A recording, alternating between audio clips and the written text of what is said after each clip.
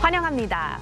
Welcome to K-Culture Dive, where we dive deeper into the heart of Korean culture with K-entertainment issues, AI culture news, K-culture and photos, and today's K-Correspondent joins us from Chicago to talk about a special art exhibition. And I'm your host, Kwon So-ah. Let's dive in. Joining us this Wednesday is my co-host Walter Lee. Hello, Walter. Hello, Soa, and hello to all our viewers watching at home. I'm Walter Lee here to co-host next to Soa and give you the latest in Korean entertainment. All right, let's get things started with K-Inter News, Walter. I feel like I can already hear the fans scream with BTS's comeback just 2 days away now. Right, you're right, so I feel you as well. I mean, I'm not even going. I'm super excited for this comeback to come back, of course. And all right, Army, I'm talking to you. Let's take a deep breath because the countdown is officially on. We can start counting down the hours. We are just 48 hours away from the return of the kings of K-pop, BTS of course, and they have just dropped the a small music video teaser for their brand new track, Swim. And the internet is already losing their mind, let alone the people who are ready to get to that concert, because Big Hit Music released the clip on midnight on Wednesday, giving us our very first taste of that Swim melody. So that's not all as well. BTS released the trailer for Netflix's documentary, BTS The Return, which is on their official social media channels. On Tuesday, this was released. Now, BTS The Return is a documentary capturing the creative process behind the 5th studio album, obviously called Arirang. And the documentary is set to be released on March 27th, so just a little bit over a week after they released Arirang. Right, the countdown is on. I think now it should be around 47 hours. Makes us super excited. And I think BTS, their agency and the PR people, they know how to make us curious day by day. I mean, that teaser, that tiny little teaser, Swim, also really makes people imagine what kind of song is this. So I'm super excited as well. But now, Walter, let's talk about another, this time a girl group that's been globally doing well as well. Yes, let's talk about NMIXX. So in November last year, NMIXX kicked off their first world tour called Episode 1, Zero Frontier, to a sold-out audience in Incheon. Well, Global Answers, that is the fan group, get ready because NMIXX are now set to carry that momentum onto Europe this time, and making it the first time they're touring Europe as their solo concerts. Now, they're heading to cities including Madrid, Amsterdam, Paris, and London, and so much more, so check out their social media for that. But following the European leg tour, they're not finished there. They will head to North American cities like Toronto, Los Angeles, and again, so many more cities, so check out their socials. Now, this world tour, Episode 1, Zero Frontier, currently spans 15 shows across 13 regions, with plans to announce more locations in the near future. Now, the girls have already been stunning fans in countries such as Chile, where they became the first K-pop group to appear at the Sao Paulo Carnival in Brazil and the 2026 Viena del Mar Festival. Viña, probably. Viña? Not South American, I'm sorry. So keep it up, NMIXX. They are currently one of my favorite female groups to watch, so definitely look out for them. Oh, they are. All right. And last but certainly not least, let's talk about Blackpink's Jisoo, but we're going to talk about actress Jisoo this time. Yes, Blackpink have been busy, including Jisoo, but she's not just been busy with music. Netflix have just found its next global obsession, and with Jisoo involved. Now, Boyfriend on Demand, or 월간 남친 in Korean, starring Blackpink's Jisoo, as well as So In-guk, is officially the most watched non-English show in the world right now, pulling in a massive 4.8 million views in just 1 week from March 9th to the 15th. Now, the show cracked the top 10 in 47 countries. This is including South Korea, Japan, Brazil, Greece as well, proving its worldwide appeal. So the story does follow So Mi-rae, played by Jisoo, a burned-out webtoon producer who escapes reality by subscribing to a virtual dating simulation, only to find herself swept up in the romance that feels a little too real, blending a lot of humor and fantasy in this drama series. Now,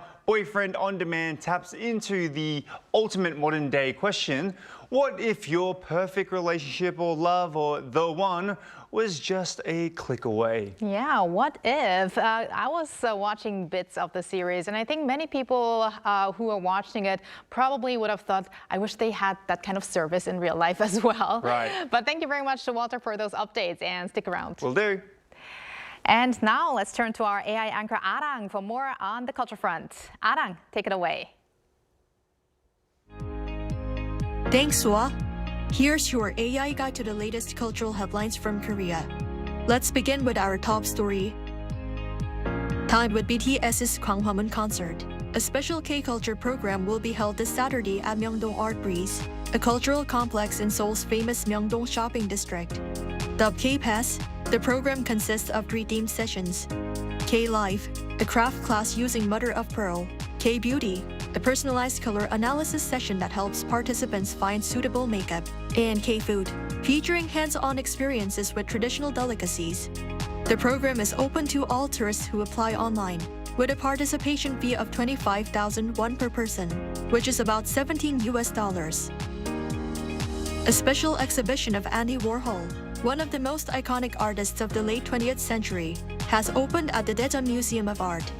The large-scale exhibition highlights Warhol as a strategist who transformed art into business, featuring around 300 works collected over 3 decades by French curator and Warhol specialist Paul Maréchal. The Maréchal collection is being unveiled for the first time globally, with a curated focus on Warhol's commercial ventures and design work. The exhibition runs through June 21st.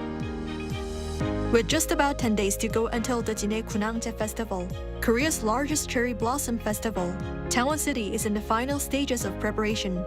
City officials, in coordination with police, fire authorities, and other relevant agencies, are focusing on final safety and traffic measures. Efforts are also being made to prevent overcharging and ensure festive atmosphere for all visitors.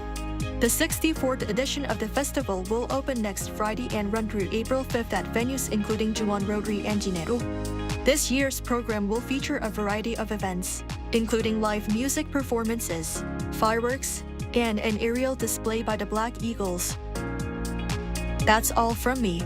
Turning now to a quick look at more K-culture stories making headlines today.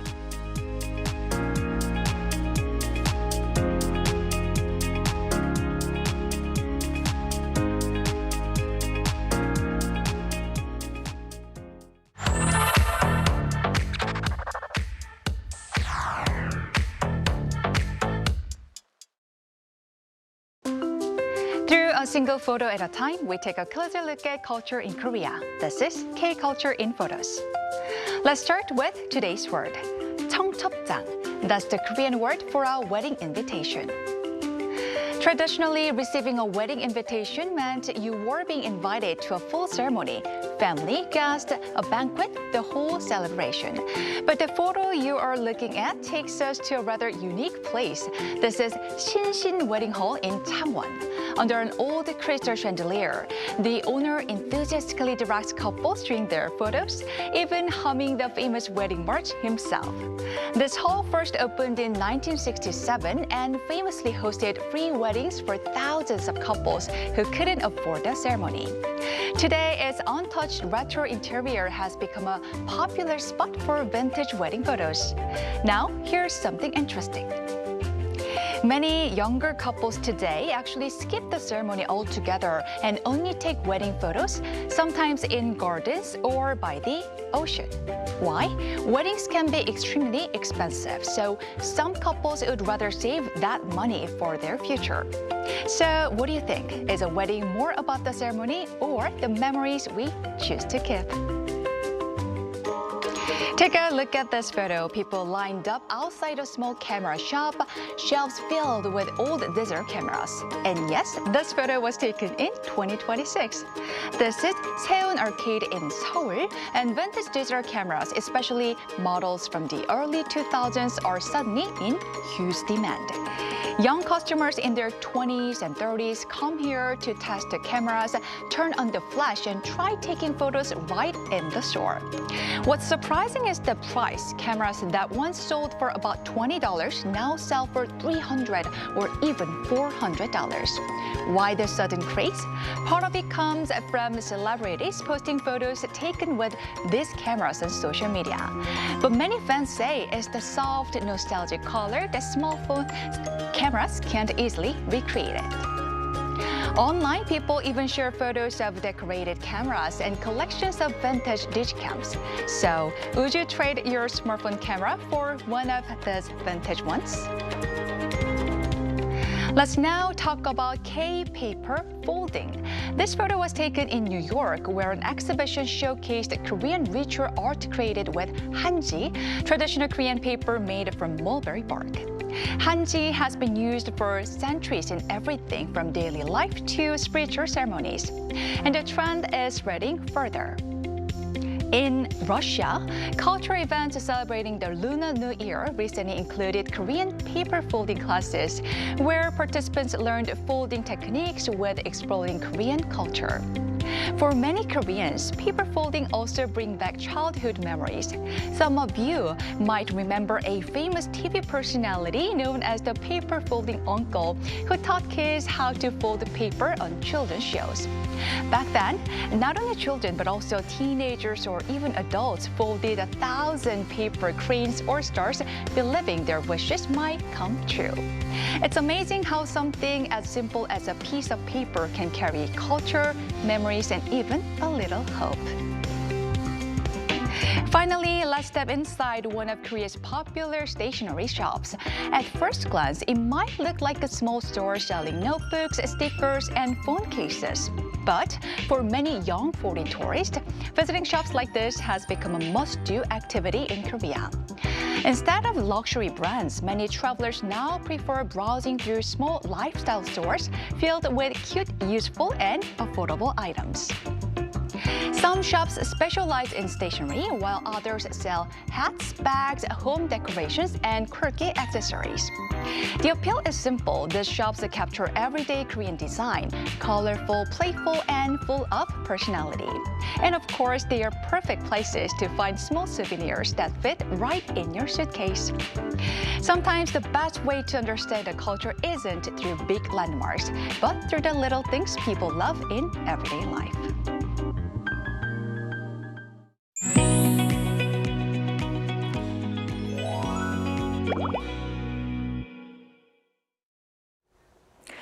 The Lee Kun-hee collection, made up of artworks donated by the late Samsung chairman Lee Kun-hee, has recently opened in Chicago after drawing significant attention in Washington, D.C. The collection showcases 2,000 years of Korean art, from Buddha sculptures of the Three Kingdoms period to modern and contemporary paintings. To hear more about the exhibition and the response so far, we connect to Ji Yeon-soo, Associate Curator of Korean Art at the Art Institute of Chicago, who is overseeing this exhibition. Hello, Yeon-soo. Hello, Yeon-soo. Hi. Hello. Great to have you on the show, Yeon-soo. So first and foremost, you must have been quite busy preparing for and running this large exhibition. So let's start with an introduction to it, and how is it going so far? Well, thank you for first inviting me to share our special exhibition, Korean National Treasures, 2,000 Years of Art. As you mentioned, the exhibition presents really highlights from the historic gifts made in honor of the late Samsung chairman Lee Kun-hee to the Korean government in 2021. In the exhibition, there are 140 objects on view, guiding our visitors through the core important ideas and distinctive beauties of Korean arts. Among those 140 works, 22 are designated as either national treasures or treasures by the Korean government, which inspired our exhibition title.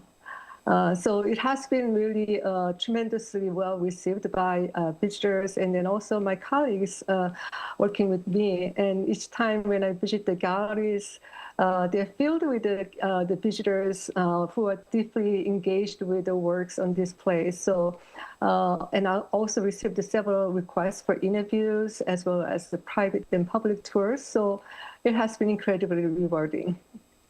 Now, the first stop of the collection's international tour was in Washington, D.C., which attracted a large number of visitors. And following the strong response there, what significance does this Chicago exhibition hold? Is there anything different about it? Yes, indeed. I've heard that the exhibition in DC, Washington, D.C. broke visitor records. And I've already met several visitors who are telling me that they've seen the DC version and then they came to Chicago to experience our own presentation. So it's really a strong indication of how this exhibition has been making a global impact regarding the Korean arts. What is special in Chicago is I think although we share many items in the checklist, especially the painting lists are completely different between the two institutions. So all the paintings except the 4 works are all brand new. They are viewed in our exhibition. And also, this is the largest presentation of a Korean art at the Art Institute in over 4 decades.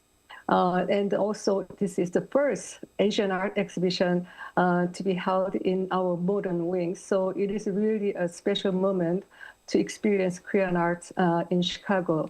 And if I must add, there is also the Danseka works in our collection, such as Park So-bo, Jung Sang-hwa, Ha Jong-yeon, In Hyung-gun are on view in our modern wing in a separate gallery from the exhibition galleries. So this is really a special moment to visit Chicago to experience the Korean art. Right, and from your perspective as a curator, are there any few works or artists in the exhibition that visitors should pay particular attention to? And could you tell us how you organize the exhibition, bringing together works from different historical periods into one cohesive story?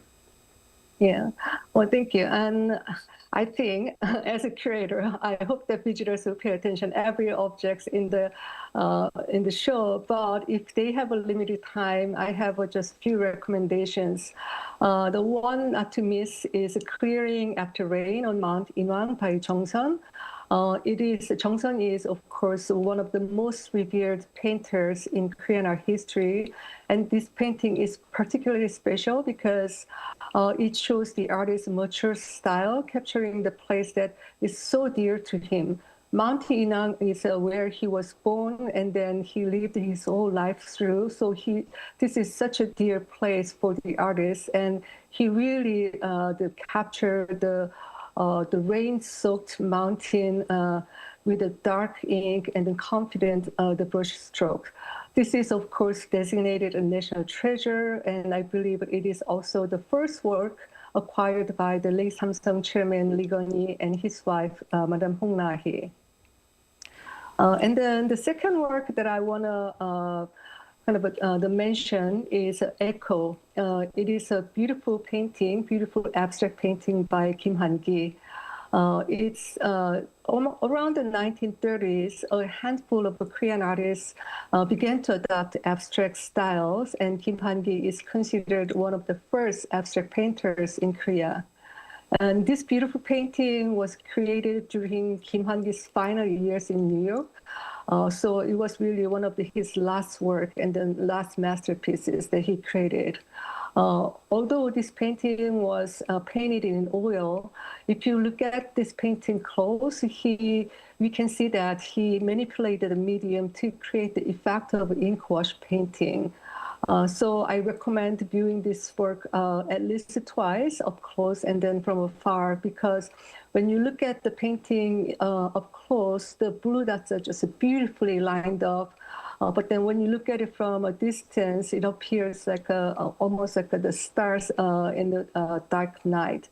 And one particular thing that I want to emphasize about this painting is this white line that you see. This is actually not the painted line. He actually left unpainted so that it can create this visually very kind of a beautiful white line. This is the kind of a negative space, which is also very much employed techniques in ink painting tradition. So really a special painting to experience in the gallery. And the last work that I want to bring our attention to is the 10 Symbols of Longevity. This is another highlight in our painting section. So this painting, as you can see, is vibrantly finished with, and then it has this very tall 10-folding screen. And the subject matter is one of the probably most enduring and then inherent, the human desire, the living forever or living long. So the 10 symbols of longevity, it is originated from Taoist belief system. And it also appears in China or in Japan. But this particular compositional approach, insisting the 10 symbols appearing in one composition, is uniquely Korea. It doesn't appear in China or in Japan. In fact, although this painting is described as a title is the 10 Symbols of Longevity or the 십장생, 12 traditional symbols appear in this painting. So I hope you can locate all those 12 symbols when you look at it. And then to answer your second question, Walter, the exhibition is organized into 5 thematic sections, and it is not organized in a chronological manner. And then it is designed to kind of guide to give visitors the freedom to kind of navigate the galleries in their own way without being kind of bound to the predetermined sequence. So for instance, the first gallery presents modern and contemporary paintings, and this intentionally kind of departs from conventional expectation that these works will kind of come after pre-modern or traditional works. So I hope that visitors can enjoy each section as if they are looking at a small exhibition within the large exhibition. Yeah. Wow, magnificent works there, Yeonsu. And I felt like I was being curated through the exhibition right now. It must have been very difficult for you to pick out these specific works. But as you did mention before, the Chicago exhibition right now is reportedly the first large-scale special exhibition of Korean art in the city in more than 4 decades. So how have local audiences been responding so far? And are there any particular works that seem to be drawing the most attention? Well, as I mentioned, it's been really positive. I'm getting really a lot of the positive feedback, and then also the emails and the requests to the interview from local media, and then a lot of requests for private and then public tours. So these are really a clear indication that this exhibition is generating a large number of positive responses. Regarding the particular work that has been really popular among audiences is the 10 Symbols of Longevity that I just mentioned.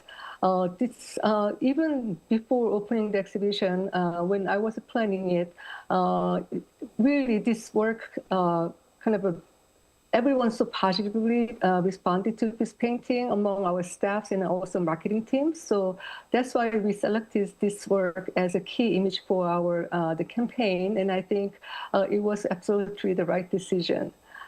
because this work is very vibrant, as you saw, and then also monumental. So it naturally draws visitors in from a distance, but at the same time, the details and then all the intricate details and then the motifs are so inviting. So visitors really kind of drawn to even more to look at them in detail and closely. And finally, Yeonsu, at the heart of this exhibition is the Lee Kun-hee collection, which consists of works donated to the nation or Korea by the late Samsung chairman. So from an art historical perspective, how would you evaluate the significance of this collection? Also, just briefly, what are the future plans for this international tour? Yes. So it's the impact of this donation is really significant in so many ways. Of course, the two recipient institutions, National Museum of Korea and the National Museum of Modern and Contemporary Korea, already hold very strong collection. But then this gifts includes such excellent works. So, for instance, it has 14 national treasures and 46 treasures in the collection. And by incorporating these works into the national collections, these works become accessible to the public, and now it is accessible to even international audiences. So from that point of view, I think the impact is very significant. Also, especially for the modern and contemporary Korea, it is particularly meaningful because among the donated works, 860 works, I think about that is the works that were created by the artists who were active during the first half of the 20th century. These are the times marked by the Japanese colonial rule and then Korean War. So the many works are lost or it is difficult to acquire at modern times. So the fact that the Lee family really committed to preserving and then also donating the works from this period really enhances the National Museum Modern and Contemporary Art collection, and then it helped them create continuous and then strong narrative of Korean modern art history. All right. Yeah. Thank you very much, Yeonsu. That's all the time we have today. We wish you the best success with the exhibition and keep in touch. Thank you. Thank you. Thank you so much. Yeah. And thank you, Walter, as always. We're going to have you back here soon. See you very soon. Thanks for watching and your interest in everything K-culture. Please tune in again tomorrow, 2 p.m. Korea time. Keep diving.